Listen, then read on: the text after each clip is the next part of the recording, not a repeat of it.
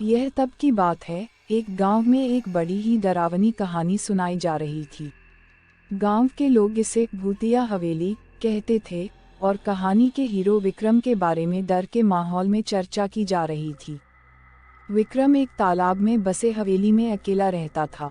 गर्मियों के दिनों में वह छत पर अपने दोस्तों के साथ मस्ती करता था, लेकिन बर्फीली रातों में हवेली के आसपास कुछ अजीब घटनाएं होने लगी।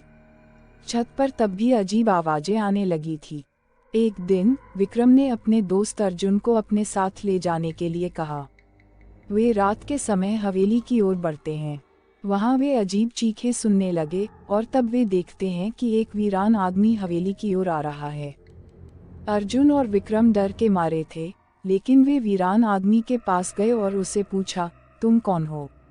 वीरान आदमी एक बड़ी डरावनी हंसी के साथ बोला, मैं वो आत्मा हूँ जो इस हवेली में फंसा हूँ। उसने अपनी कहानी सुनाई कि वह एक अमीर व्यापारी था जो इस हवेली में अकेला बसता था, लेकिन उसकी लाश इसी हवेली में ढक गई थी और उसकी आत्मा वहीं फंस गई थी। वीरान आदमी की कहानी सुनकर विक्रम और अर्जुन डर से तंग आकर वहां से बहुत दूर भाग गए। वे जान गए कि वो अकेला नहीं है और कुछ बातें हमेशा खुद से बाहर होती हैं, जो हमारे सोचने के तरीके को बदल सकती हैं। इसलिए वो दोनों होशियारी के साथ अपने आप को वहां से सही सलामत बाहर निकालने में कामयाब रहे।